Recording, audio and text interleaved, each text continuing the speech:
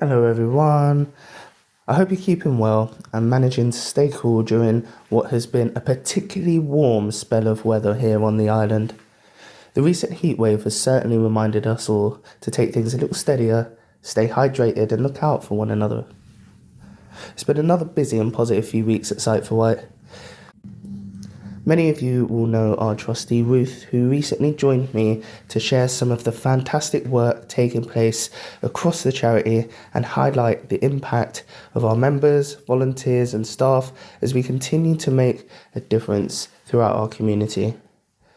One area we've been exploring is how we can better support young people with disabilities through volunteering, skills development and opportunities to build confidence and independence.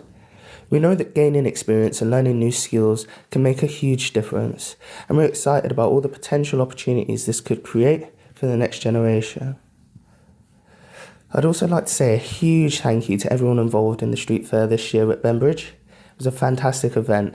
It had a really great community feel, and we managed to trial a new activity that we've been working on, a blind archery experience, which proved really popular. And most importantly, it was great fun. It was really wonderful to see how many people engaged with us, with the challenge, and we had some really good talks around learning more about accessibility through hands-on experience. And a special thanks to Jay and the team for all their hard work in delivering such a lovely event, as well as so many of the volunteers and supporters who helped make that day such a success as well. Our thanks also go to the teams who have been supporting the recent open studio events across the island. We've been serving tea, coffee, cakes and refreshments to visitors. It's been so lovely to spend time with the creative community on the Isle of Wight. And these events not only raise valuable funds, but also help raise awareness around the work we do across the island. And finally, a massive thank you to everyone who's involved in our Scarecrow competition entry. The creativity, enthusiasm and community spirit shown throughout the project have been fantastic to see. We've got Hughie the Owl there, so if you are around, please do check it out. And as always, thank you to everyone for your continued support. Whether you're a member, volunteer, supporter, staff member, or just a friend of the charity, everything we achieve is only possible because of the incredible community we are a part of at Sight for White. So take care everyone, enjoy the sunshine safely, and I look forward to sharing more updates with you very soon. Here is this week's charity news for the 29th of May 2026. Our Scarecrow will be on display this week at Chillerton's annual festival. We are displaying ours on the village green, and next Saturday the 30th we will be providing refreshments in Aunt Sally's tea room. If you are visiting with friends and family, do not forget to vote for our Scarecrow in the competition. Swimming at Medina is on Monday between 1:15 p.m. and 2 p.m. We have the whole pool, so whether you wish to swim lanes or just have gentle exercise in the pool, you will be made very welcome. The cost is £6. And transport is available, although limited. All members are very welcome to join. Tandem biking is now on the Tuesdays along the Cowes cycle track. If you would like a go on the tandem, please do not hesitate to call the office and we can arrange a suitable time. Yoga will restart in September at Millbrook House at 2 p.m. If you would like to join the group, please call the office and ask for more details.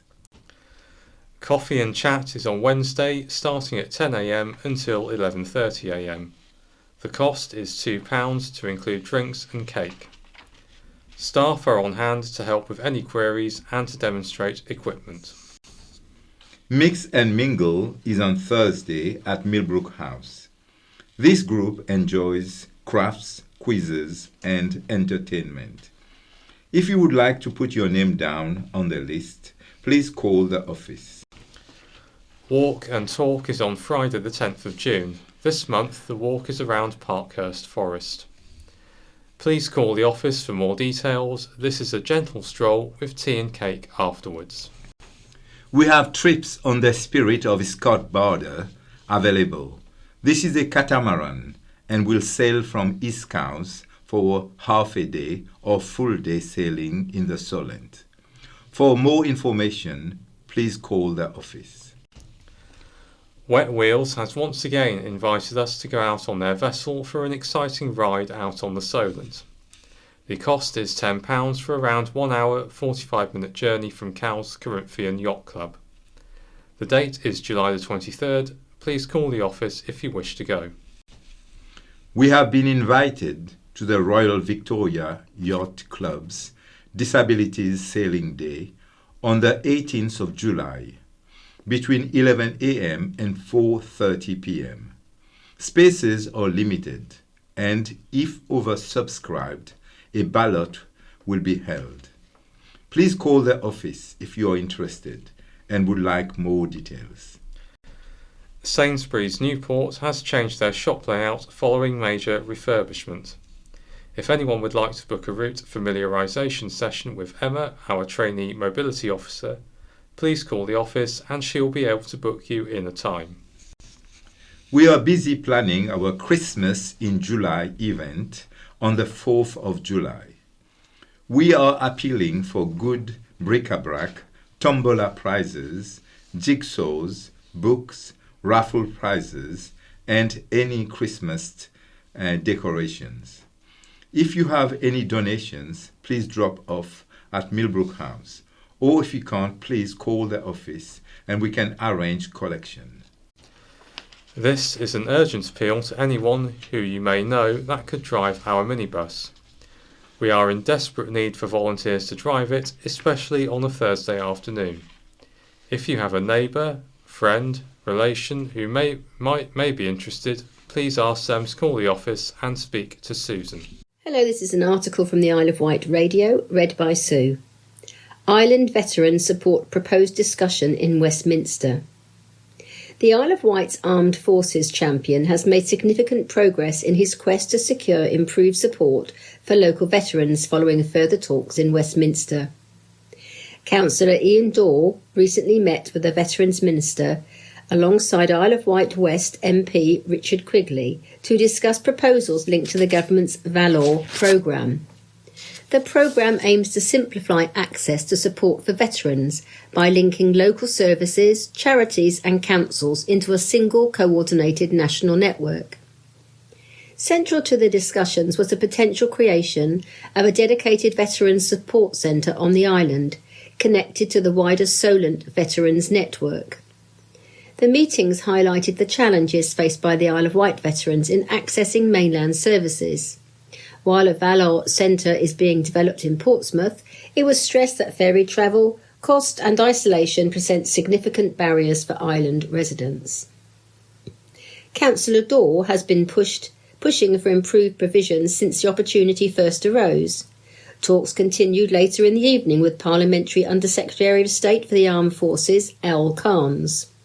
Mr Carnes, who holds a Military Cross, DSO and OBE, engaged positively with the proposals, with discussions continuing in the Strangers' Bar. Councillor Daw also met Lord Coker, a supporter of the Valor scheme, and MP Dan Deasy, chair of the Defence Select Committee. The Isle of Wight is estimated to have around 7,200 veterans, but currently has no permanent, professionally governed multi-agency support centre backed by the local authority. This has been in development since October last year and shows how important persistence is with a process like this. There is a huge amount of research and groundwork required too, said Councillor Daw. Progress takes time. As relationships are built and nurtured, with this being my second trip uptown to fly our flag, as we have continued to make the case that the Isle of Wight requires its own dedicated support. I'm grateful to Richard and the Minister for jacking up the meeting, and to Al Carnes, who spearheaded and launched the Valor scheme in the first place. All who were engaged listened carefully to the concerns, and for Al, as a veteran himself, he understood the challenges we face. There were very positive discussions building on the work Richard and I have been doing for some time now. We are now in a position to take this to the next stage, so it's best boots forward.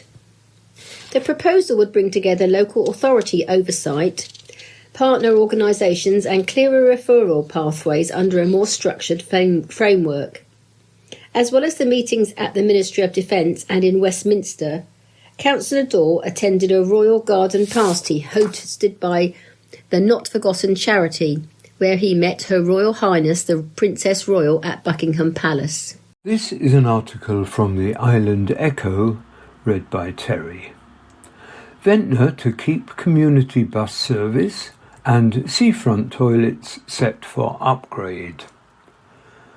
Ventnor's number 31 community bus service will continue, and public toilets in the town have been given a revamp, Mayor Steve Cooper has announced to residents.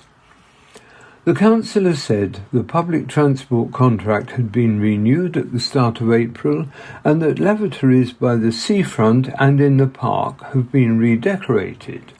In a public address at St Catherine's Church last week on Friday the 22nd of May. He said there has quite rightly been some concern over the condition of the restroom facilities which are managed by Ventnor Town Council. Previously reported problems have included a leaking roof, vandalism, as well as unsightly and stained hand wash sink units. Mayor Cooper said, "We renewed the community bus service with the current contractor on the 1st of April of this year. The service has switched from Saturdays to Thursdays for sensible logistic reasons and requests. There has been some, quite rightly, concerns about the public toilets and their condition. I'm happy to announce that they have had a redecoration down on the seafront, and the toilets in the park have also been redecorated. The seafront toilets are soon to have a new urinal system and to become fully operational, and we will be taking some long-term decisions come September and October on what we're going to do with the roof." He said the reason the council is not addressing the roof concerns at present is that, from a logistical point of view, it's best to deal with it in the autumn. What VTC, that's the Ventnor Town Council, does not want is the toilets being closed during the summer period, the councillor added. This is Alison, reading an article from the Island Echo entitled "Kindness of Staff Praised Despite Failings in Isle of Wight Mental Health Care." Mental health crisis services on the Isle of Wight have fallen short of the standards expected. The services provided by the Hampshire and Isle of Wight Healthcare NHS Foundation Trust have been rated "requires improvement" by a watchdog. Sincere apologies have been offered to those relying on the service. A Care Quality Commission (CQC) inspection found 7 breaches of regulation relating to staffing, response times for urgent and very urgent mental health care, seclusion practices, direct outdoor access, and overall service management. Services were graded "requires improvement" for the watchdog's safe, responsive, effective and well-led categories, and another, caring, was marked good. In response to the inspection, the Trust said it is sorry the CQC found its mental health crisis services did not consistently provide the standard of care people have a right to expect. Findings included short staffing in crisis teams, causing delays for service users and making some staff feel unsafe. People not always being able to access a health-based place of safety or the crisis helpline when they needed to, and crisis support in specific locations not always being appropriate. Health-based places of safety are dedicated, calm environments where police can take people detained under Section 136 of the Mental Health Act for a mental health assessment, rather than being taken to a police station, according to the NHS. Positive aspects included staff treating people with kindness and compassion, as well as understanding the diverse health and care needs of service users, safety events being investigated and reported, and the Trust's carers involvement team providing a range of support for carers. Susie Marriott, Chief Nurse and Executive Director of Allied Health Professions and Social Work at Hampshire and Isle of Wight Healthcare NHS Foundation Trust, said, "While we are proud that our staff were recognised for their kindness and compassion, we fully accept the concerns raised in relation to access to services, response times, governance, environments and staffing. We recognise the impact this may have had on people using our services, their families and carers, and our staff, and we offer our sincere apologies. As a newly formed organisation, we are working at pace to bring together services and establish consistent, high-quality standards across the Trust. We have already taken steps to improve access to our services, reduce waiting times, and improve our governance arrangements. We have also developed a comprehensive action plan to address all of the issues identified by the CQC. She added that the Trust is committed to learning from the inspection and is implementing necessary improvements to ensure everyone experiencing a mental health crisis receives timely, safe and compassionate care wherever they are. Hello, this is an article read by Sue from the Isle of Wight Echo. Fears over future use lead to refusal of Black Gang farm conversion. Proposals to turn an old milking parlour into business space have been refused by Isle of Wight planners, following criticism from councillors.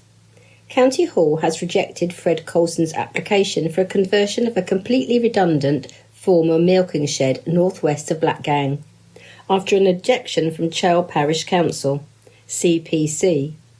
An Isle of Wight Council decision report said the site is considered unsustainable for the proposed use, due to it being outside of any settlement boundary, with limited transport options not involving a private motor vehicle. The applicant's agent, Plan Research, previously told County Hall the office would be for rural business and labelled the use compatible with existing residential uses at the site. Small dairy farm buildings are left unused in many rural locations around the Isle of Wight, or are now used for other purposes, the consultancy said. CP's letter to the council said the objection was on the basis that the plan layout and size show the building may be used for purposes other than an office. This is an article from Isle of Wight Radio, read by Terry. Islanders asked to help Island stay looking its best. Islanders making the most of the first heat wave of the year are being asked to help keep the Isle of Wight looking its best. With more people heading to beaches, parks and beauty spots, rubbish bins across the island are filling up more quickly than usual. The Isle of Wight Council is reminding residents and visitors that a few simple actions can make a big difference in keeping public spaces clean and enjoyable for everyone. The message forms part of the Council's summer push to reduce litter and protect the island's natural environment during the busiest time of year. Natasha Dix, the Council's Strategic Director for Waste, Environment and Planning, said, Islanders are being asked to do their bit to keep our beautiful island tidy this summer. It's fantastic to see so many people out enjoying everything the Isle of Wight has to offer during this spell of warm weather. However, with that comes extra pressure on our bins and public spaces. We're simply asking people to plan ahead, bring a bag for your rubbish, and if a bin is full, take it with you until you can dispose of it properly. By making small changes to our habits, we can all help protect the island's environment and keep it looking its best for everyone to enjoy. The Council and its partners are already taking steps to manage the seasonal increase in visitors and waste, including increasing the frequency of litter bin emptying over the summer months, using targeted communications to encourage responsible behaviour, focusing public realm officers on enforcement activity, supporting community litter picks and beach cleans, including collection support, and bin emptying schedules are already stepped up during peak periods. In summer months, town centres and esplanades are emptied daily, rising to twice daily at peak times between June and August, while residential areas continue to be serviced regularly. Dog bins are also emptied more frequently during spring and summer.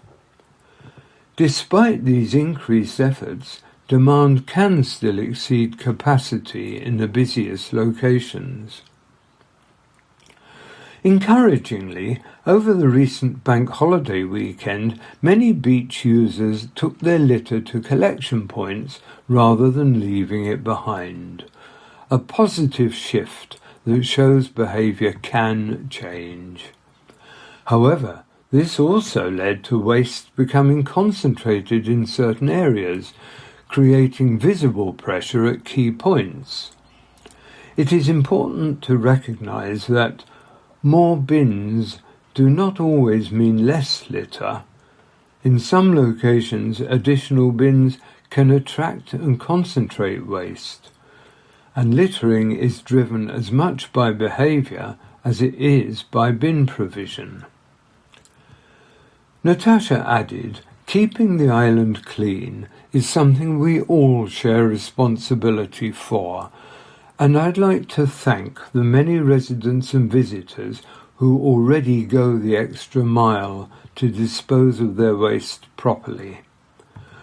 With warm weather set to continue, our message is simple. If a bin is full, please take your rubbish home with you. By doing that, we can all help keep the Isle of Wight a place we're proud of, now and throughout the summer. 10 simple ways to keep the island tidy. Heading out for a picnic? Take a rubbish bag and pack your waste away. Carry a few extra bags to share with family or friends.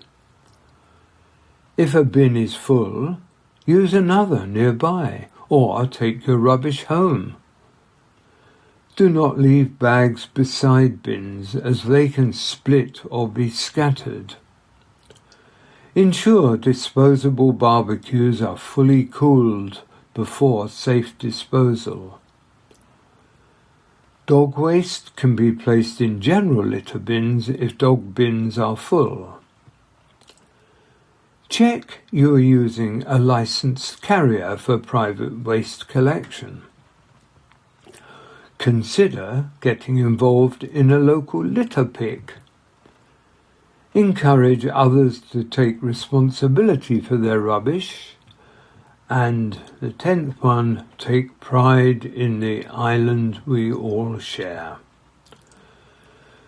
Residents and communities also play a vital role in keeping the island clean.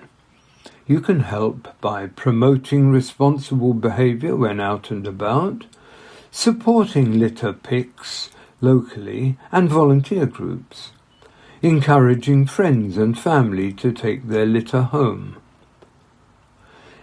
If you see an issue, we do encourage everyone to report it through the correct channels so they can be dealt with quickly.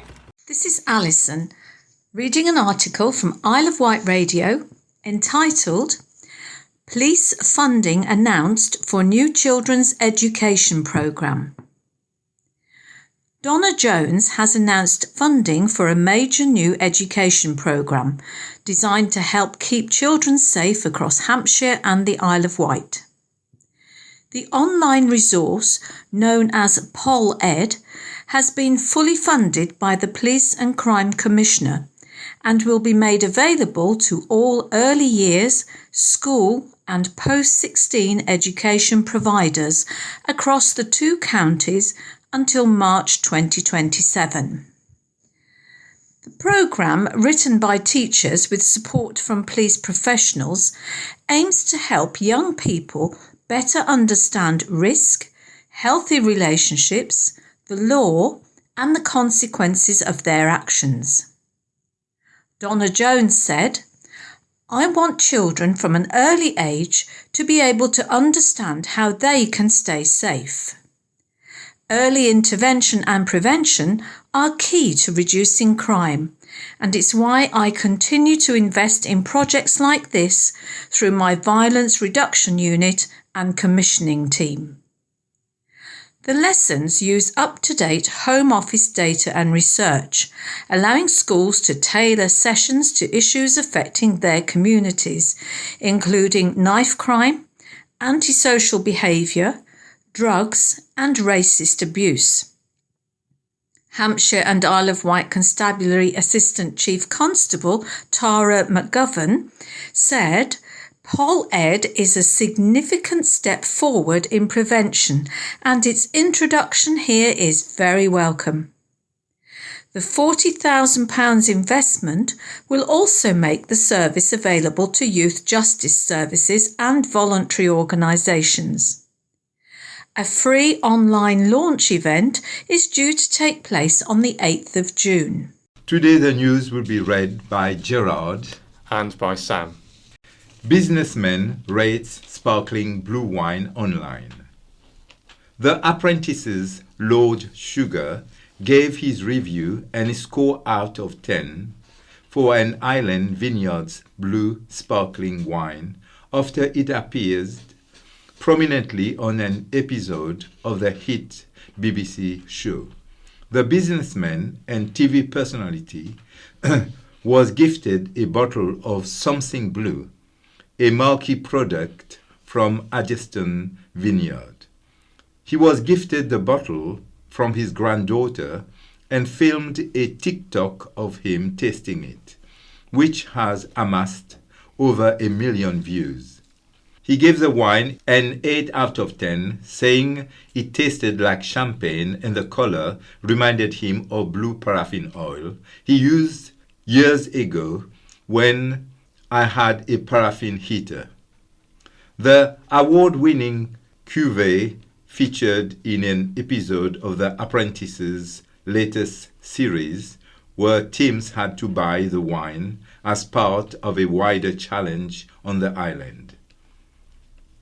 Following the episode, the product had a bounce in sales.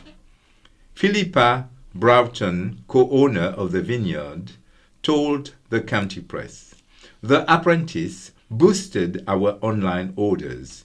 It came at just the right time of year because we are closed over the winter. Following the episode, we are 10 times up with online orders." Police dogs track down women who fled crash. A driver has been arrested and a passenger left seriously injured after a crash sparked a police search. Police were called to a crash on Long Lane, Newport at 11:16 p.m. on Sunday. Hampshire and Isle of Wight Constabulary received report a Volkswagen Golf had caused extensive damage. 2 women were seen running from the vehicle, but were later tracked down by officers using police dogs.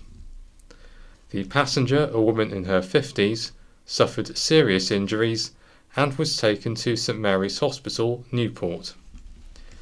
The driver, a 37-year-old woman from Newport, was arrested on suspicion of driving while unfit through drink or drugs, causing serious injury by dangerous driving and failing to stop at the scene of an accident. She was later de-arrested due to needing medical care and will be interviewed at a later date. The crash left a trail of destruction, with 2 hedges partially destroyed, a lamppost snapped off, and a bus stop uprooted and thrown into a neighbouring garden. Debris from the car was scattered across both properties and on the street. Long Lane was closed for more than 2 hours, with the wreckage recovered in the early hours on Monday. One of the neighbours who reported damage to his property, retired Island Police Officer Ian Newell, said the car took out nearly 3 foot of his hedge. "I was asleep at the time. I heard something. It was 11:12 p.m, said Ian, who served 25 years on the force. "As I was rousing, I saw the lights of a fire engine flashing.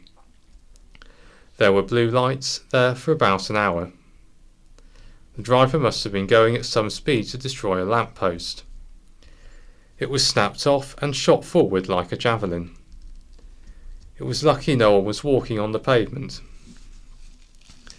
Ian's neighbour said her daughter, who was inside the house at the time, heard the chaos unfold. "It was very chaotic.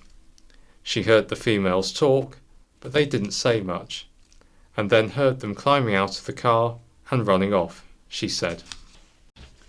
Victim had just 20% chance of survival. A moped driver who left a 70-year-old pedestrian with just a 20% chance of survival after hitting him on a busy road has avoided a driving ban. Caleb Cooper of White Pit Lane, Newport, appeared at the Isle of Wight Magistrates Court on Tuesday, the 26th of May. He previously admitted driving a mechanically propelled vehicle on a road in a public place without due care and attention. Court heard how Cooper, 26, hit a pedestrian while riding his moped on St. John's Road Ride at around 3:20 p.m. on November the 11th. Liz Miller, prosecuting, described the pedestrian as a very lucky man, given he only had a 20% survival rate following the collision. On the day, police arrived at the scene to find an injured man bleeding heavily from his nose, mouth, and hands on the pavement at the side of the road. He was seen by a passing ambulance, and the moped moved off the road. The road was initially partially closed, before being shut in both directions around 5 hours later. It remained closed for several hours, later reopening. Ms. Miller said Cooper was traveling down the hill and other vehicles were traveling up when the man who was crossing the road came out from behind a car. Among the serious injuries he suffered included a fractured skull, fractured ribs, and fractured vertebrae. Cooper, meanwhile, was walking wounded and had a slight graze on his right knee, the court heard. The case had previously been adjourned to see why a charge of causing serious injury by dangerous driving was not brought forward. Ms. Miller said the injured man's family did not want Cooper, who was riding on a provisional license, to be put through a trial and wanted him to be given some words of advice. Cooper, representing himself, said he takes full responsibility for his actions and was told the family only wanted him to have 3 points on his license and a fine. Magistrates told him that they had to go by sentencing guidelines. Cooper was given 9 points on his license and told to pay a fine and costs totaling £365. Complaints prompt closure orders. Complaints of excessive noise and drug paraphernalia have led to partial closure orders being issued on properties in Newport. Last Wednesday, May the 20th, Isle of Wight Magistrates Court was presented with evidence of drug-related antisocial behaviour and criminal activity at Nippert Court and at 2 addresses on West Street. Police received reports of excessive noise, drug paraphernalia littered in communal areas, and people under the influence of drink and drugs throughout the day at the 3 locations. The orders mean that no one other than those authorised on the court order will be allowed to enter or remain at the addresses for the next 3 months. If they do, police have the power to arrest them. The order was obtained following partnership work with our officers from Neighbourhood Policing Team and housing providers Southern Housing and Vectis Housing. West Wight Neighbourhood's Sergeant Chantal Miller said, "We are committed to addressing drug-related harm, a West Wight Neighbourhood team priority, and the impact this has on neighbours and the wider community. I hope this order shows that we will do all we can to stop antisocial behaviour and the enormous impact it creates. If you have witnessed or been affected by antisocial behaviour in the area, please continue to report it to police on 101. Granddad's silly drive decision. A grandfather celebrating the birth of his first granddaughter was told he made a silly decision by getting behind the wheel after a couple of pints. James Sanders, 64, of Shanklin Road in Godshill, appeared before the Isle of Wight Magistrates Court and admitted drink driving. Prosecutor Serena Edwards said shortly after 10 p.m. on the 11th of April, police officers saw a Volkswagen transporter van swerving before turning into All Saints Church car park on Queen's Road in Ryde. Officers found Sanders behind the wheel with glazed eyes and smelling of alcohol. He told police he had had a couple of pints. A breathtaking showed 43 micrograms of alcohol in 100 mils of breath, above the limit of 35. Defending Jim Osborne said Sanders had been celebrating the birth of his first granddaughter. He had been informed his van's lights had been left on and had stupidly moved the vehicle. The presiding magistrate said it was a silly decision.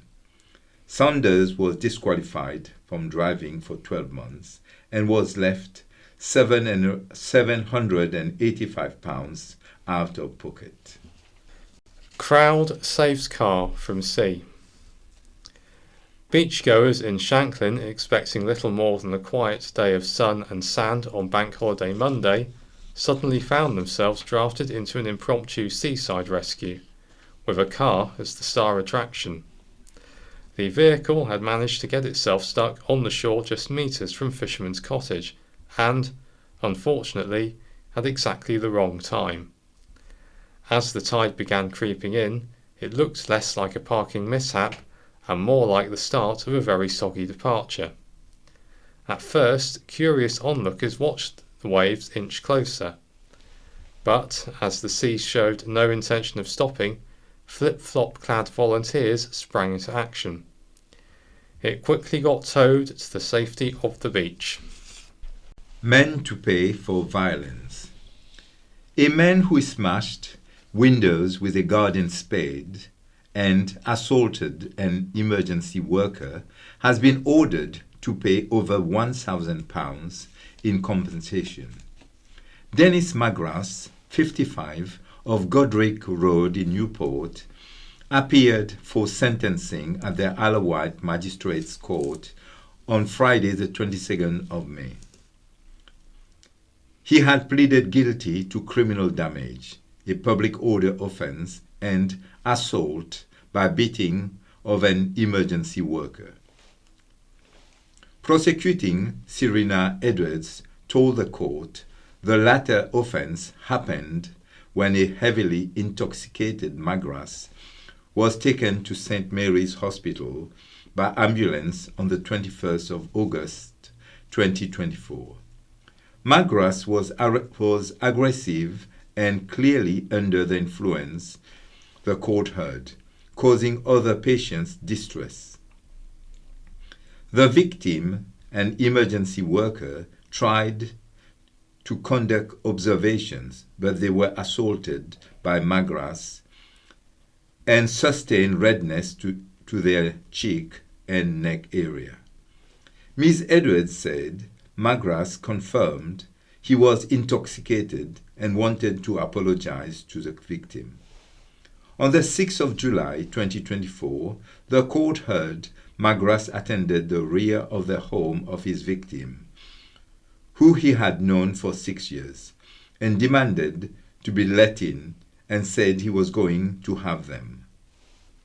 He then picked up a large spade, the court heard, and started using it against the back door, making the victim fearful for their safety. Magras picked up the spade again and continued smashing the window. Ms. Edwards said, before police attended and handcuffed him. The damage was valued to be at £1,500, the court heard. Defending Tom Cook told the bench the dates of offending nearly 2 years ago were important in this case, and said Magras had been abstinent from alcohol for a considerable period of time. Mr. Cook said his client had shown clear remorse for the reckless assault on an emergency worker, and he had attended the address because he had been living at the property and tried to pick up some items, including a very expensive coffee machine. The bench sentenced Magras to a 12-month community order with 15 rehabilitating days, a £92 fine, £1,200 compensation, £114 surcharge, and cost of £285. Rider Bus showcases double-decker. A popular event showcased a newly renovated double-decker bus. Isle of Wight East MP Joe Robertson opened the Isle of Wight Bus and Coach Museum's Rider Bus weekend with a ribbon-cutting ceremony.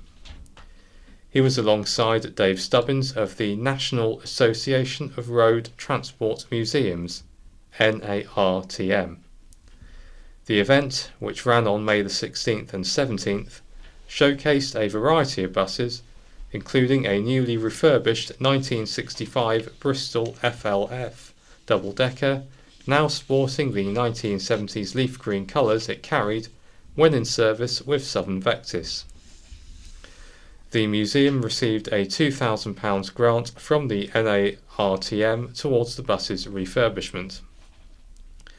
Despite uncertain weather slightly affecting attendance, the event saw several buses making journeys to various island attractions.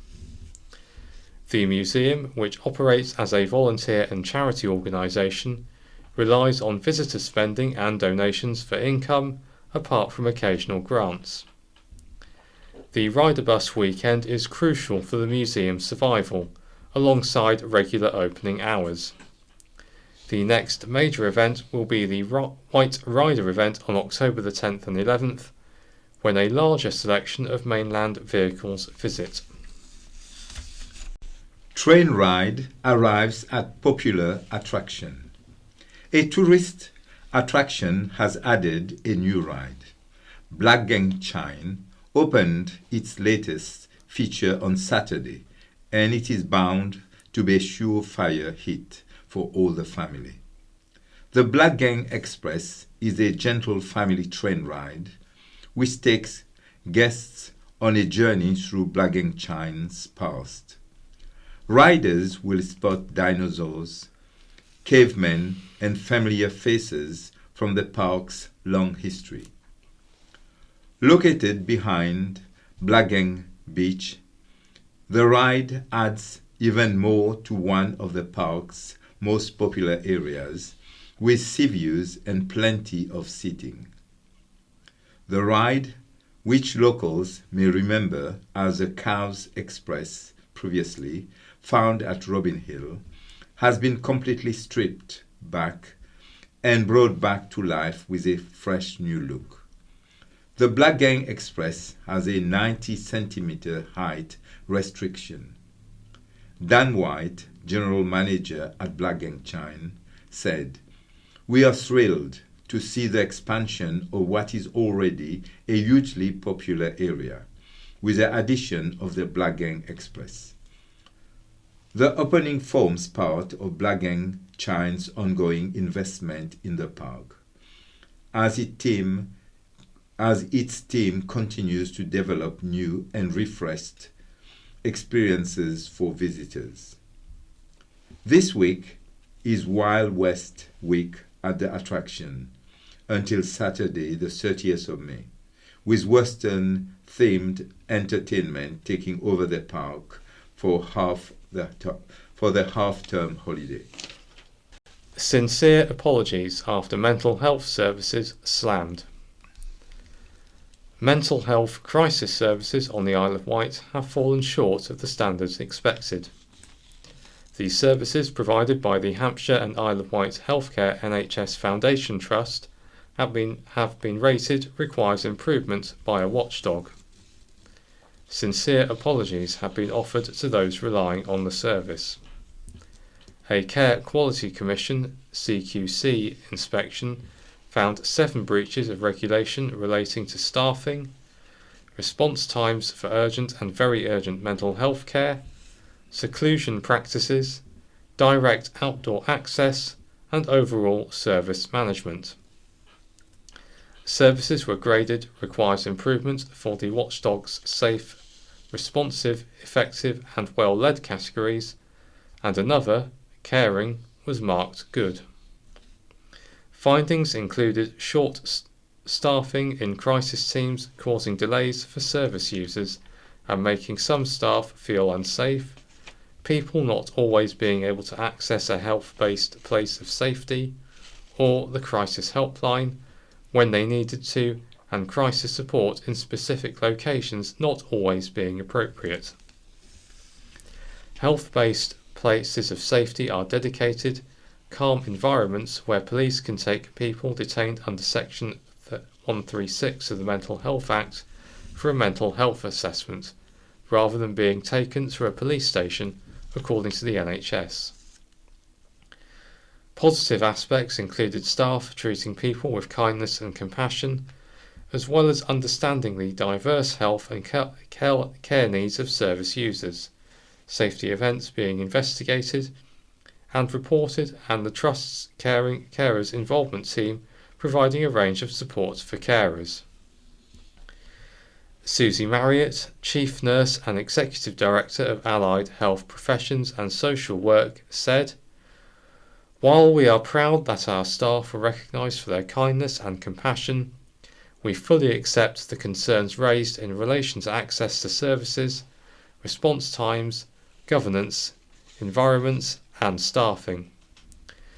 We recognise the impact this may have had on people using our services, their families and carers, and our staff, and we offer our sincere apologies. As a newly formed organisation, we are working at pace to bring together services and establish consistent, high-quality standards. We have already taken steps to improve access to our services, reduce waiting times, and improve our governance arrangements.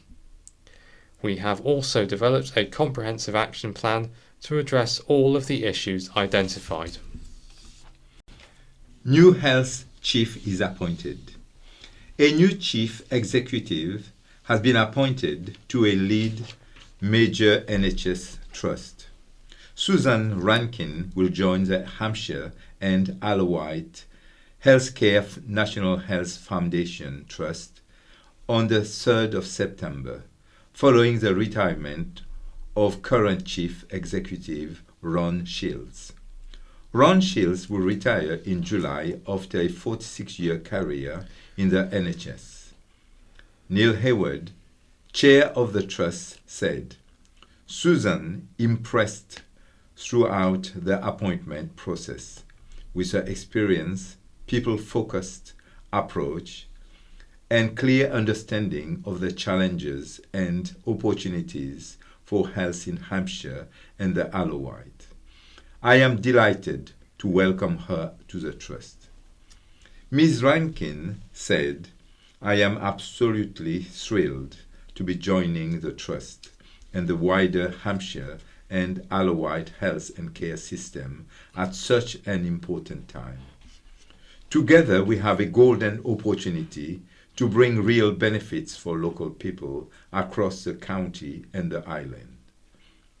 She brings senior leadership experience from across the health and care sector, including her current role as Chief Executive of Cardiff and Vale University Health Board. She previously served as Chief Executive of Ashford and St. Peter's Hospital National Health Foundation Trust in Surrey. Susan Rankin of Hampshire and Isle of Wight Healthcare NHS Foundation. Charity probe of centre drags on. A compliance case into alleged political activity at a community centre is still ongoing after 6 months, the Charity Commission (CC) has said. In November, the public body said the move was to assess concerns raised with it relating to the Wootton Bridge Community Association, WBCA, a charity which leases the Wootton Bridge Community Centre from County Hall. The update comes as the centre prepared for 2 shows by controversial commentator Katie Hopkins, who spoke as part of her 3-range stand-up tour at Brannan's music and events venue within the centre. In a statement, the charity said, the trustees would like to make it clear that third-party users of the centre and its facilities are neither connected to or controlled by the charity or its trustees, and that their use thereof is not in any way an endorsement of, or agreement or alignment with, a particular individual or group and or views, their views or opinions. The charity remains independent from all users and hirers, including Brannan's music and event venue and their performers. In response to a query on social media about the CC's compliance case, another representative, Councillor Ian Yeo, said it is essentially an Isle of Wight Council issue.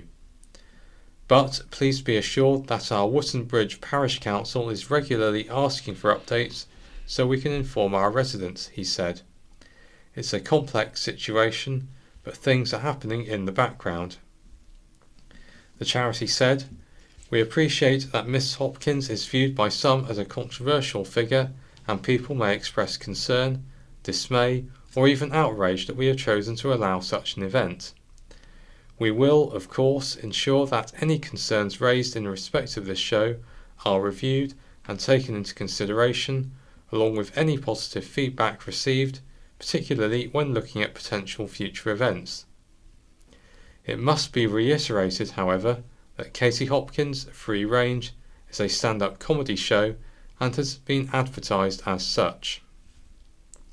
They added that the aim of the trustees is to provide facilities for a whole host of different activities and enabling a wide variety of events to take place.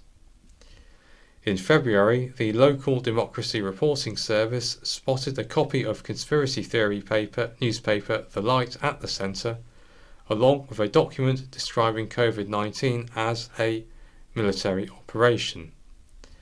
In January, a member of the public told the parish council there had been an extreme right-wing takeover of the centre. Cowardice by Reform over council vote. Isle of Wight East MP Joe Robertson has accused Reform UK of political cowardice after the party's 19 councillors backed independent Jonathan Bacon for council leader instead of putting forward their own candidate.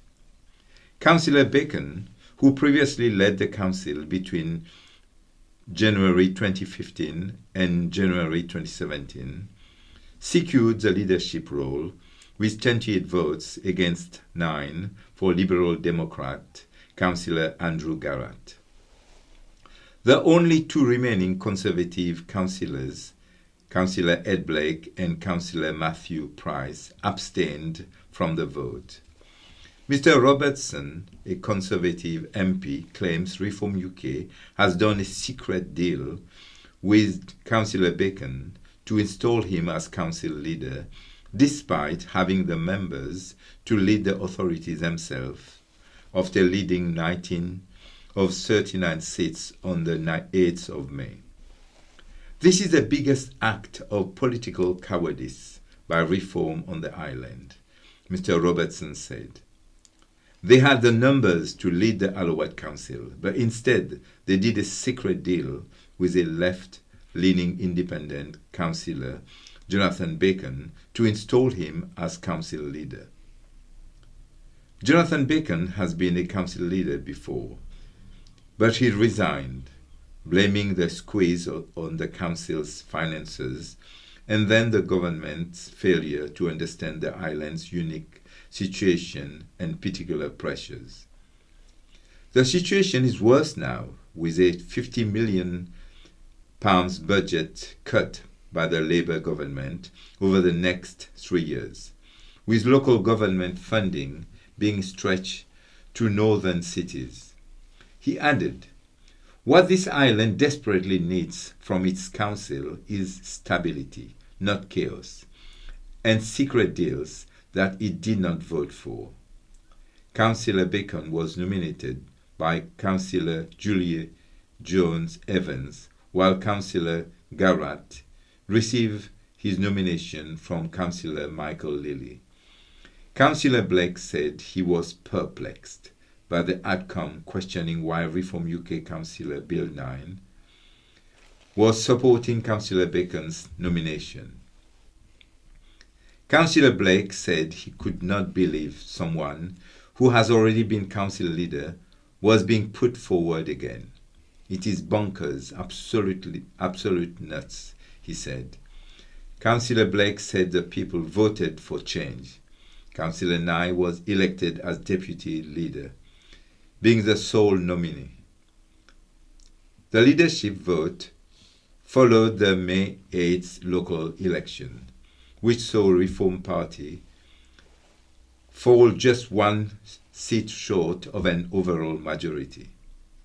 Former council leader Phil Jordan lost his Ryde Northwest seat to Reform UK's Ruben Logue. Road set to close fully next month. A main route hampered by weeks of disruption will close fully at the beginning of June. Southern Water has confirmed Newport Road in Lake will close between Monday, June the 1st and Tuesday, June the 9th to install a new water main. The company said the works will help to reduce bursts and improve reliability. The road has had temporary two-way traffic lights installed for several weeks, causing disruption at peak times for motorists. On Friday, May the 1st, the road closed temporarily due to a burst water main. The water company apologised for any disruption and inconvenience the closure will cause the community. Access to properties will be maintained throughout the week-long roadworks. Enterprise College reveals new head of school. Cowes Enterprise College has announced its next head of school. Ruth Griffiths Nash will take up the post from September. She is currently Vice Principal for Pastoral, Safeguarding and Inclusion at Lift Ride Academy and brings more than 20 years' experience in education. Mrs. Griffith Nash said, "I am incredibly proud and excited to be joining Cowes Enterprise College as head of school. I have always believed that education has a power to inspire young people to chase their dreams and achieve things they may never have thought possible.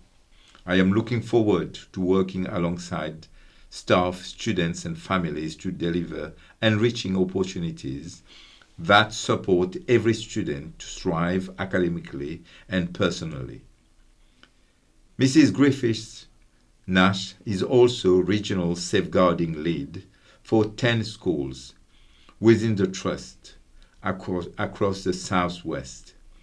She will work alongside Paul Slaughter, the incoming Executive Principal at Cowes Enterprise College, and the wider leadership team in the new academic year.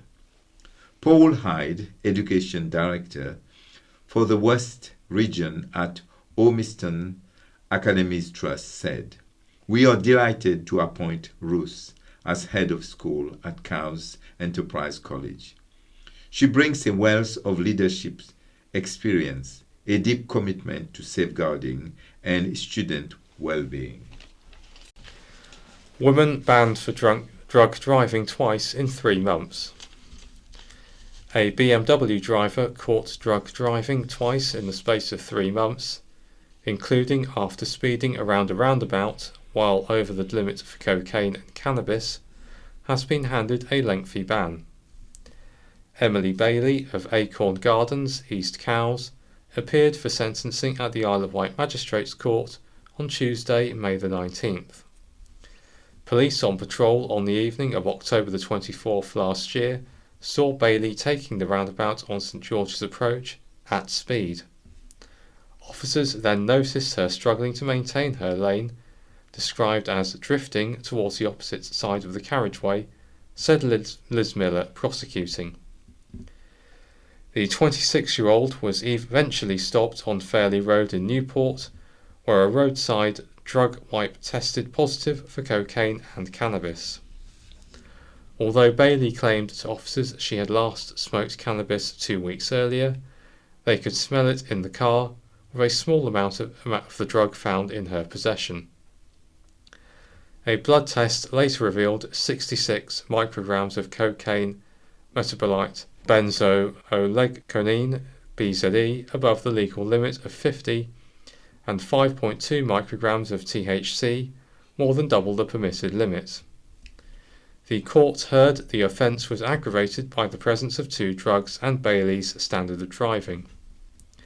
Less than 3 months later, on January the 20th, Bailey was again stopped while driving the same BMW, this time on Lushington Hill, Wootton. Police initially noticed the vehicle was in poor condition and checks revealed it had no valid MOT. Officers again detected the smell of cannabis and a roadside test proved positive, Ms. Miller added. A further blood sample showed 7.8 micrograms of THC, almost 4 times the legal limit. For Bailey, who had no previous convictions, Tom Cook said his client had been candid with police about her wrongdoing. Mr. Cook also told magistrates she had already lost her job after getting an interim disqualification in March. Magistrates disqualified Bailey from driving for 20 months and imposed a 9-month community order, including 80 hours of unpaid work, £170 costs, and a £114 surcharge.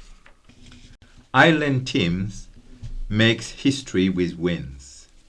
An Island group has made history by winning a prestigious Special Olympics tournament for a 2nd consecutive year. Sporting Opportunities, Isle of Wight, defended their title at the Special Olympics Charles Culwick Memorial Cup in Benfleet, Essex. The team travelled with excitement, energy, and team spirit, despite an early start and long journey. Competing under blazing sunshine and challenging temperatures, the players demonstrated resilience, determination, and unity. Facing nerves as reigning champions, the squad excelled, earning praise for their teamwork, belief, sportsmanship, and perseverance. Their conduct was commended as a credit to both the team and the Isle of Wight. The team celebrated their historic victory, lifting the trophy for the second consecutive year, a first in the competition's history. The return journey was marked by unforgettable celebrations and chants from the champions. The team expressed gratitude to organisers in Essex for their warm hospitality. A special thanks were extended to Ride School for providing the minibus and to Whitelink for their continued support. The players enjoyed meeting the ferry captain and a behind-the-scene tour rounding off the day. Joshua named among region's best bus drivers. A bus driver has been named among the best in the region. Joshua Scrivener, who works for Southern Vectors, earned second place in Go South Coast's annual driver competition, which includes operators from Salisbury Reds, Blue Star, Unilink, Swindon's Bus Company, and Moorbus. Judges ranked drivers based on workplace professionalism and driving skills. David Lee Kong, Commercial Director of Go South Coast, said, "We are justifiably proud of our drivers across all Go South Coast operators, so the top two of this annual award have to be very special. I'm delighted for Joshua. To be placed higher than all but one of our Go South Coast drivers is an amazing achievement." Mr. Scrivener said he is proud of the recognition and aims to take the top spot next time. He said, "We are blessed with many great drivers across the company, and this was a really tough competition. I'm thrilled to have been given this recognition, and I'm definitely planning to go one better and work towards the number one spot next time." And now for Wight memories and nostalgia. Courageous World War II hero Alec dies at 101. Highly respected Royal Navy veteran Alex Penstone, whose extraordinary courage during the Second World War earned him national recognition, has died at the age of 101. Alec died at Mountbatten Hospice in Newport yesterday, Thursday, surrounded by those closest to him. One of the Isle of Wight's most respected war veterans and a familiar, reassuring presence at commemoration services for decades, Alex was born into a world soon overshadowed by conflict. At just 15, while working in a factory in Tottenham, he volunteered as an air raid precautions messenger during the Blitz, witnessing firsthand the devastation of war and helping to pull victims from bombed buildings. Those harrowing early experiences shaped a lifetime of military service. Determined to do more, he joined the Royal Navy after promising his father he would avoid the trenches that had caused such suffering in the First World War. Opting to train in submarine detection, Alec began a distinguished naval career that would place him at the very heart of some of the Second World War's most dangerous operations. He served with distinction in the Arctic convoys, a perilous Allied lifetime that transported vital supplies to Russia through treacherous enemy-patrolled waters. On board HMS Campania, an escort aircraft carrier, Alec worked 27 feet below the waterline as a submarine detector, listening constantly for the threat of U-boats and torpedoes. The convoys passing close to German-occupied Norway were among the most hazardous missions of the war, and recognized as such by Churchill. In June 1944, Alex was in the thick of history as part of the D-Day landings. Anchored off the Isle of Wight before the invasion, he recalled seeing the Needles and the Solent covered in ships, a sight that marked the scale of the operation to come. During the assault, he played a vital role in protecting the Allied fleet during the largest seaborne invasion in history. After the war in Europe ended, Alec continued serving before finally returning home to his beloved wife Gladys, whom he had married during a brief period of leave in 1945. Their relationship endured for 75 years, and he spoke of her as his soulmate and lifelong dancing partner. Alec became a passionate advocate for remembrance, sharing his story through his autobiography, My 10.5 Arctic Convoys, and the rest of my life, and attending countless events. Even after almost completely losing his sight, his memories of D-Day and the Arctic convoys remained vivid, and he continued to honor those who never returned. And now on to my view, with an article headlined Big Challenges Are Ahead. New CAT Leaders Calls for Unity. My priority as leader is to ensure this council functions properly and survives, the new leader of the Isle of Wight Council has declared. In an interview after last night's high-stakes full council meeting, Councillor Jonathan Bacon said he is here to work with all 38 other councillors, adding, "We are not about political colours here." The representative for Brading and St Helens was elected into the executive role with the backing of 28 councillors, including all 19 Reform UK members, the Island First Network and the All for Islanders group. 2 independents, the Liberal Democrats, Greens and a Labour councillor opted instead for his rival, Councillor Andrew Garrett of Parkhurst and Honey Hill. Addressing the council chamber after the vote, Councillor Bacon said, "The view I take is we are 39 and we represent 100% of the island. That is important, very important, as we have some extremely big challenges ahead. Devolution has been mentioned, and that is probably the biggest thing. One of the 2 biggest things on the horizon, devolution and the perilous financial state we're in. Of course, on top of that, in the last year, this council has been labelled dysfunctional. I'm extremely conscious of that in taking on this role, and I take this role on the basis that we need to promote and foster collaboration and working together across the whole chamber, across the whole 39, to deal with the issues we face."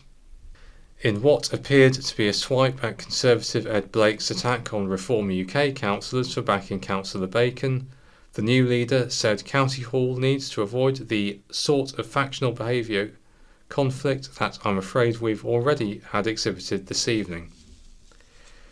It does us no credit, it does the people who act in that way no credit, it does the council no credit. It's one of those things that was highlighted and a key feature behind that Penn report that labelled us dysfunctional, he said. A fiery Councillor Blake previously said, "I'm sat here rather perplexed. Here we have a party sat in front of us, Reform UK, who announced that they wanted to change the island. Councillor Nye, his leaflet when he first got elected, said the independents had been an absolute shambles. We need to get rid of them. I'm absolutely perplexed further that they've chosen Councillor Bacon, someone who's been in that role before and as Councillor Carl Love has pointed out, ran away from that. This is just bonkers, absolutely nuts. Are you chickens? What are you scared of? In response, Reform UK's Councillor Nye said he was not referring to independents, but to the Tories. Asked by the Local Democracy Reporting Service, LDRS, what is to be done about the council's imperilled finances, Councillor Bacon said he needs to sit down and talk to all new councillors and officers involved. The leader said a corporate plan and a strategy will be developed to try to deal with the current situation we're in. The LDRS attempted to ask him about his resignation as leader in January 2017, when he cited continued government austerity, but was not given an on-the-record response. On whether he still thinks primary school closures are necessary, Councillor Bacon said this is a decision for the new Children's Services, Education and Skills Committee. Public information. Ian Doe is re-elected as County Hall Chair. Councillor Ian Doe has been re-elected as the Chair of the Isle of Wight Council.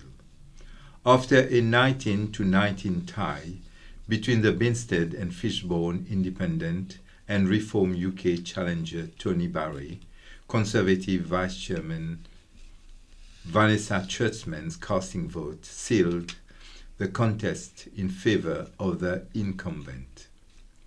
Councillor Barry has been elected as Vice Chair. Councillor Doe has held the role, which includes representing County Hall on ceremonial occasions and presiding over meetings of the full council since May 2025. Another independent, Jonathan Bacon, seconded Councillor Doe for the position. Councillor Doe, who was first elected to County Hall in 2021, previously served as part of the Alliance Group during the Council's last term prior to local elections. He left the group in February this year, citing his responsibility to run meetings fairly and impartially, and wanting impartiality to be clearly visible. And now on to what's on, starting with, on Wednesday the 3rd of July, White Proms Wednesdays Dining and Concert. At 6 p.m, tickets £12.87.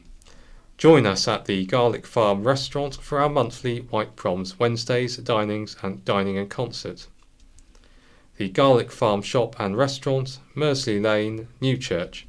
Email inquiries at thegarlicfarm.co.uk or phone 01983 865 378. Shanklin Town Youth and Community Band. On the Sunday the 7th of June at 3 p.m. Join us for Sunday afternoon of music, Rilston Garden, 11 Popham Road, Shanklin.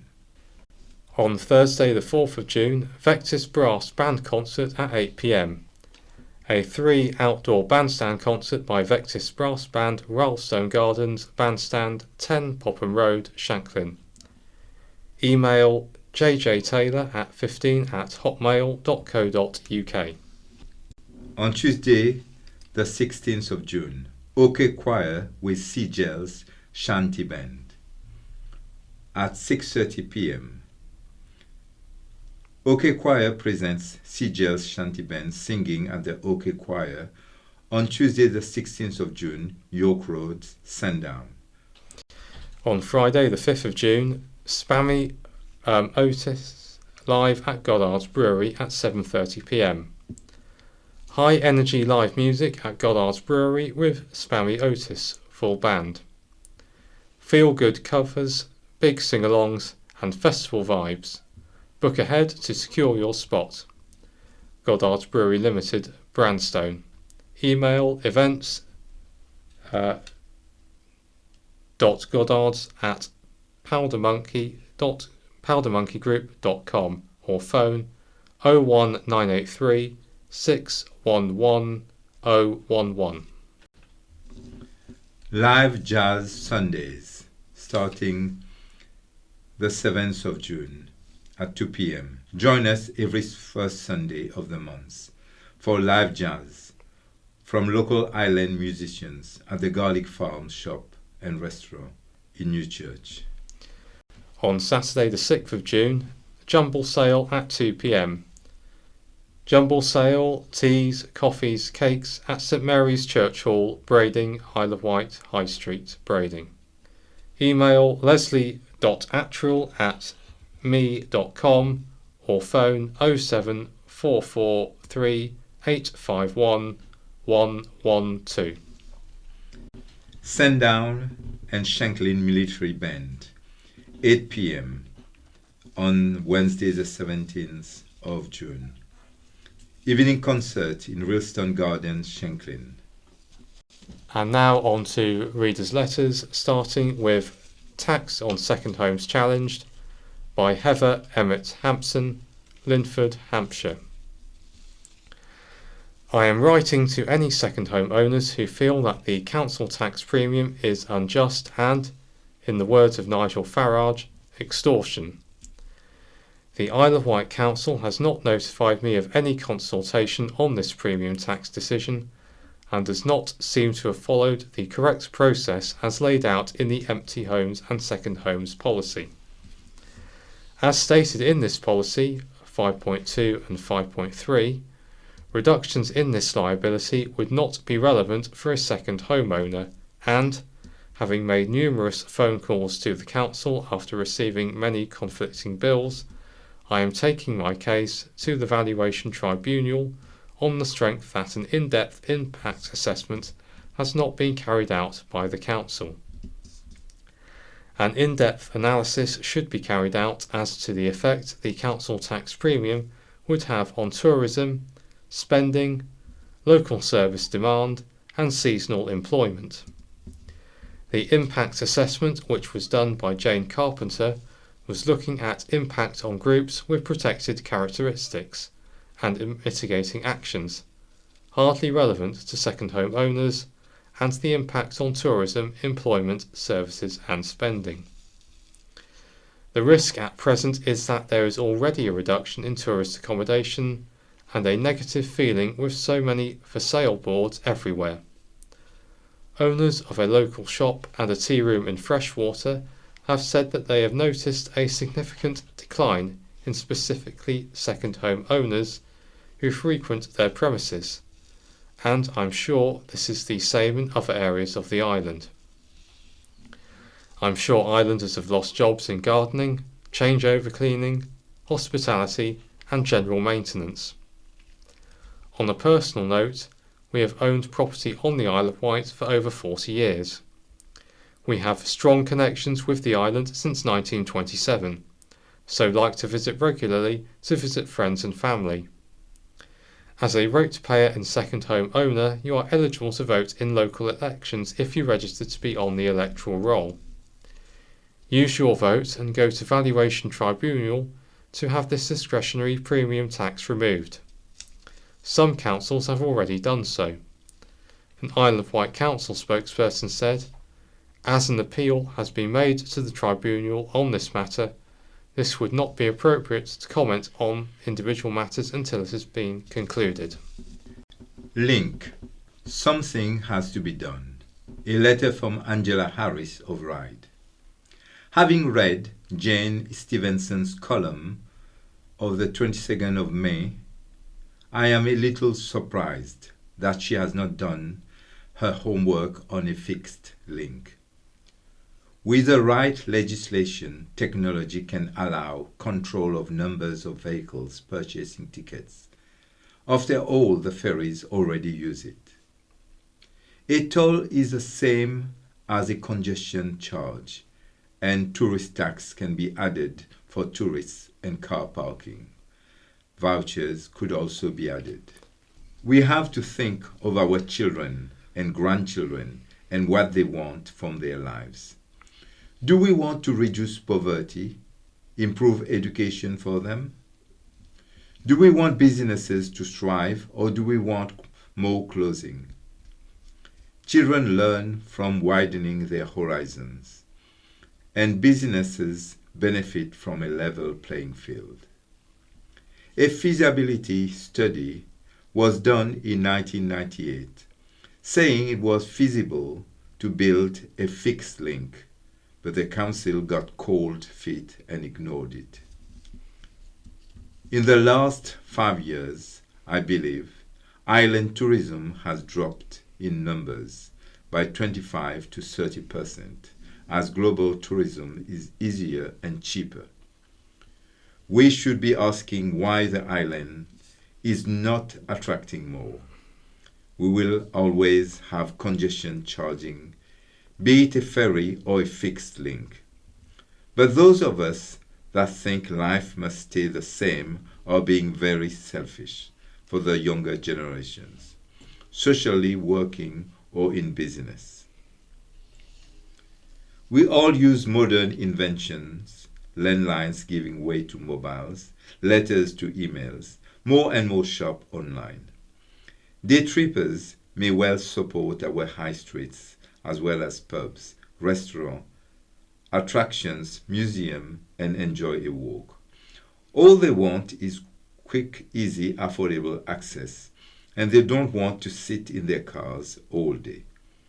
The same reason why HS2 and the Lower Thames crossing are being built and the Silvertown Tunnel has recently opened. The government refuses to help. They could have bought Red Funnel, but chose not to. And we can do nothing about big business controlling us. Something has to be done. Overflowing bins blight island seafronts. Bank holiday weekend crowds brought the buzz to the Isle of Wight seaside resorts, but our photos reveal an unpleasant, unglamorous aftermath. Overflowing public litter bins at the height of the spring getaway is the flip side to a town or village's success during a spike in decent weather. Pictures taken in Shanklin, Ventnor and Knighton on Bank Holiday Monday show bins filled to capacity, with rubbish stacked above lids and spilling onto pavements. And on Sunday, Gary Hayward took photos of Sandown Esplanade showing bins overflowing and loose rubbish strewn everywhere. Posting them on Sandown Hub, he also wrote, "Every bin is overflowing and the beach is filthy." After busy beach days, thousands of visitors can overwhelm facilities in a matter of hours. Packed beaches and busy cafes bring a welcome boost to the local economy, but place clear pressure on services such as waste collection. Planet Aware urges people to use refillable cups and to take rubbish home rather than overwhelm the bins. No comparison. A letter from Malcolm Watson of Ryde. The anonymous letter concerning ferry prices and a visit from Yarmouth to the theatre in East London does not compare like with like. A journey from Yarmouth to Leamington to visit friends by car on the ferry should be compared with a visit there by ferry on foot. Leamington Ferry Terminal is one stop by train to Leamington Town Station. There the use of public transport or local taxis to access the local environs should leave plenty of change from the cost of the £75 multi-pass vehicle fare mentioned. Its use saved for another time to visit a more distant destination. And it's goodbye from Sam. And goodbye from Gerard. The BBC In Touch programme follows, and the Scaffolding and Skips news follows that. Hello. One of our most popular features over the years has been inviting listeners to choose their favourite audio books and discuss the techniques which make for a good reader.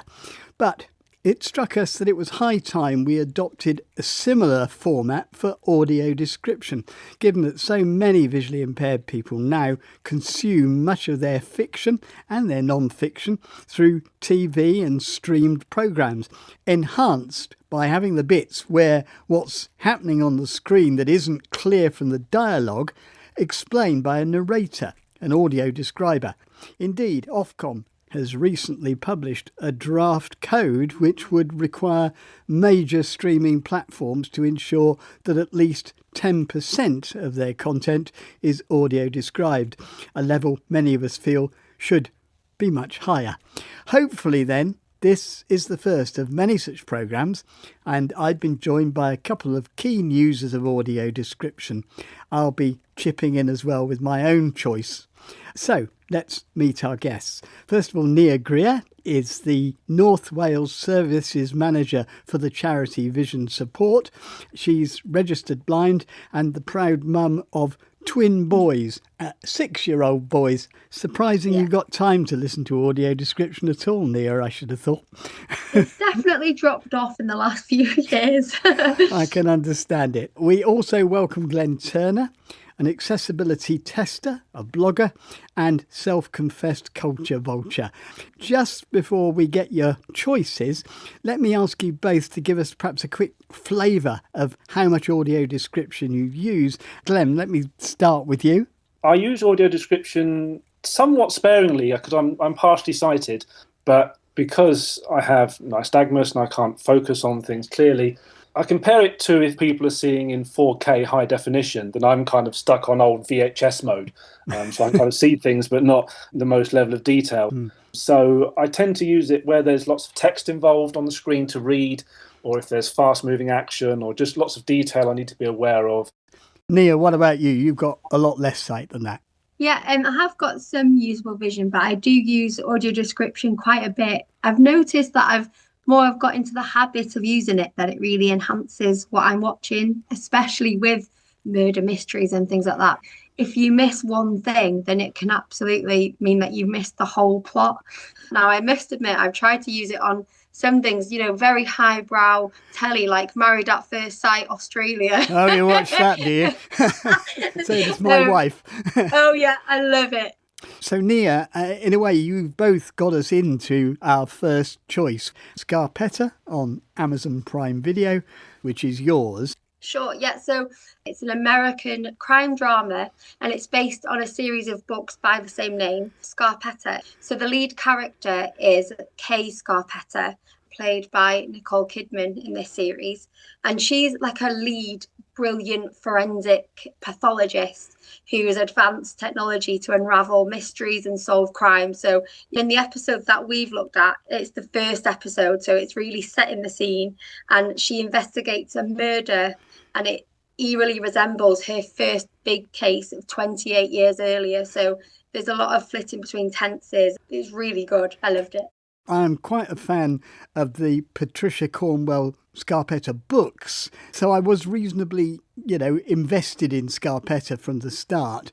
I'm intrigued though, Nia, how quickly did you realise that we were being shown two crimes nearly 30 years apart? And if you did realise, how did you know? The AD did say 28 years earlier and things like that, so that helped. But also the characters were different. The voices sounded younger, but it was quite quick moving, which did make it quite tricky sometimes. So you're obviously more experienced at doing this than I am, because the first time I missed it, the 28-year reference. Glenn, how easy did you find it to follow? Yeah, I mean, in terms of the switching between the time periods, I didn't notice anything visually different about it from what I could see. So the AD was definitely useful just to confirm. And then there was things like there's some fast montages and some flashing images of the murder being committed and things like that, which the AD clarified for me. The flashbacks are a problem, aren't they? Because you don't realise they've happened, or as if you're blind, if you're not using audio description. Yeah, I was like 1 or 2 second flashes of a murder being committed in the past. It was far too quick for me to make out what it was. So, yeah, the AD was essential for things like that. Do you want more information from your audio describer? Yeah, I think a few things that they can do is to give more visual reference. So, like, for example, in Scarpetta, there was a scene where there was a lady sitting in front of a gravestone. It didn't say who the lady was and it didn't say whose the gravestone was. And it's only later on it became apparent. At a cemetery, a woman with short curly hair sits on the grass in front of a headstone. It's weird talking to you here. where you don't talk back. Kay and a middle-aged woman stand by a tree. Though I can hear you saying, is it weird or is it nice?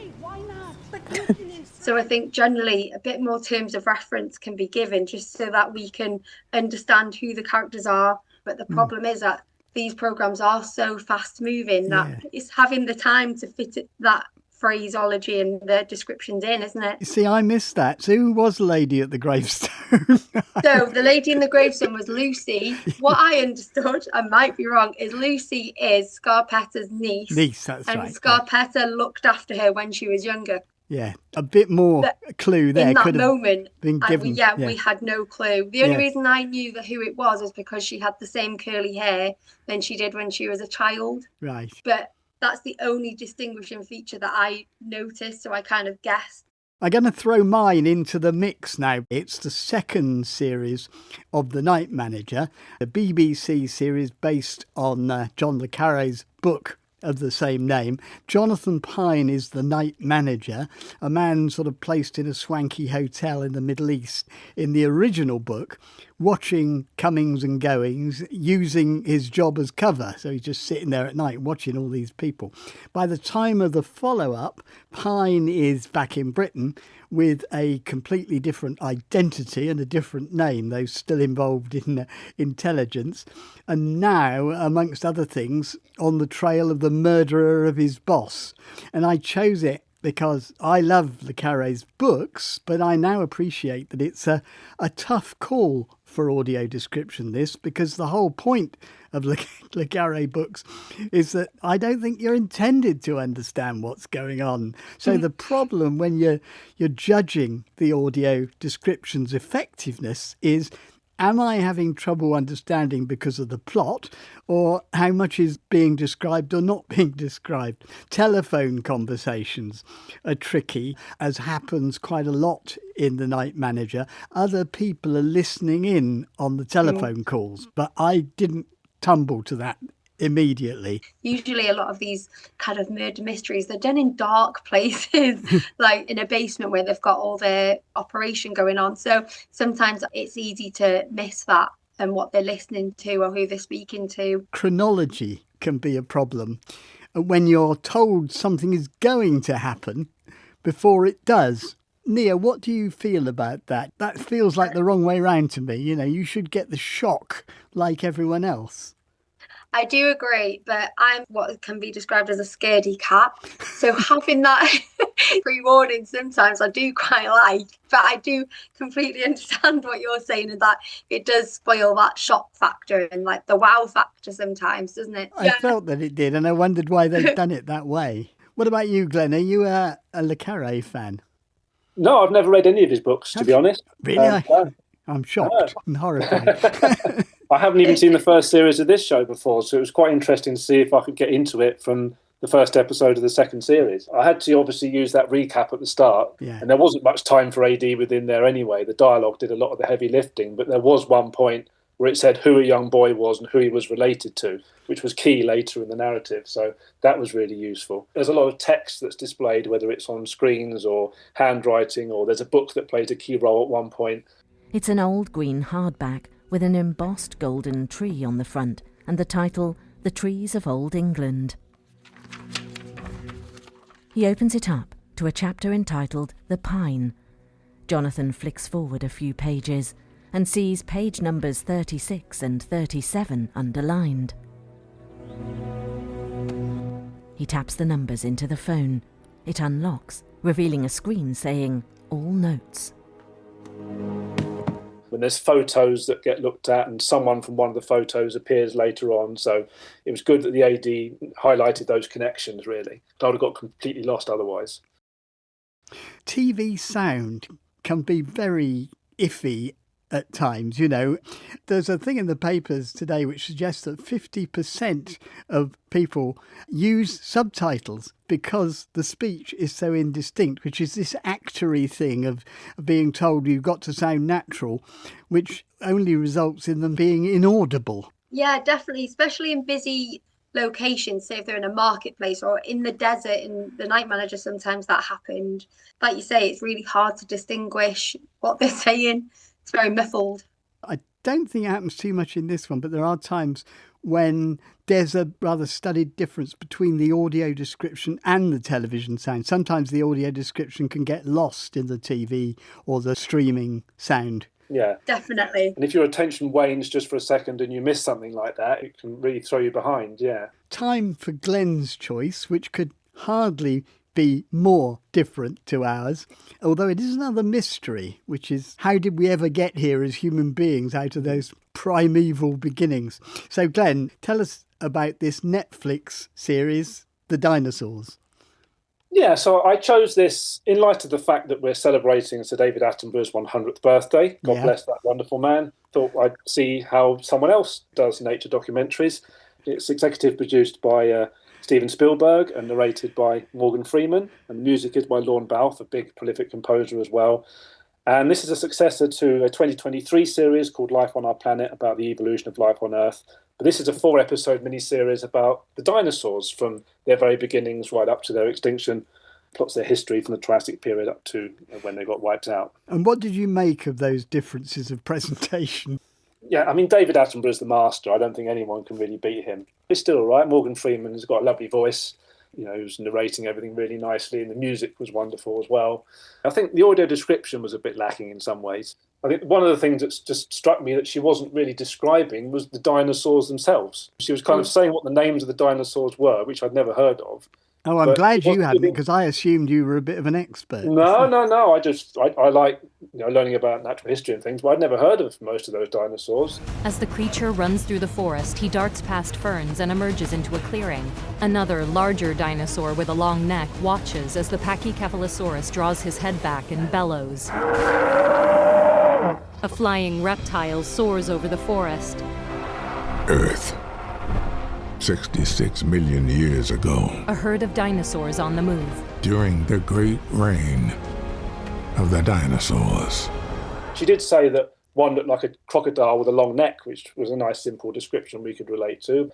She described the action quite well, what was happening, things like that. But yeah, the actual dinosaurs that you tune in for, you're just assuming they all look the same, apart from whether they're bigger or smaller than each other. Nia, what did you make of this first one of the series? I felt like it was a very difficult thing to do because it was obviously a visual masterpiece. You know, some of the descriptions were interesting, like sunlight illuminates over the sand waves. It really complemented what the narrator was saying, but I exactly wrote the same thing as you, Glenn, in that, you know, even language like arthropods, I don't know what an arthropod is. Yeah. Now and again, they described it had 4-inch thick skull, but I don't know what the skull looked like. There was no reference to their size sometimes, which I felt were really key points when they were talking about the hunting kind of style of things. I enjoyed the dinosaurs more than I'd expected to be honest, because I thought I might find the never understated style of Morgan Freeman a bit hard to take. But you see, the thing is, it's such an amazing story that it's hardly possible to exaggerate, really, you know, because it's so amazing in itself. Just the idea of it all starting 235 million years ago. And phrases like a downpour which lasted for 1 million years. And this series, it really does, it needs, I thought, the measured tones of the audio describer a bit. But I think in answer to my own question, that is, you know, would you stick with it? And I must admit the answer for the dinosaurs for me now is yes. Having listened to 1, I would listen to 2. Glenn, would you listen to episode 2 of John le Carré's Night Manager? Oh, absolutely. I'll go back and watch series 1 first. Yeah. So we've sold it to you then, really? Absolutely, yeah. And what about you, Nia? Yeah, definitely. I'll be watching The Night Manager again, just to see Tom Hiddleston again, to be honest. No, it was really good. Just a couple of practical questions to you both. What about the ease of finding out what's available with audio description? It varies from platform to platform. There's no real consistency about it. They have like pages saying what the audio described shows are, but the links to those pages tend to be very well buried sometimes. So sometimes you have to click on a show and just see if it's got it or not. Even if you go into the audio described page, all the shows can be quite mixed up. So what if you want to find a comedy show with AD? It might be within everything. So just structuring it more rather than just putting a page there just for the sake of it to say we've done it. Make it easier to find what you need or just discover things new that you hadn't thought had audio description. Nia, what about you? How complicated is it to get the programme of your choice?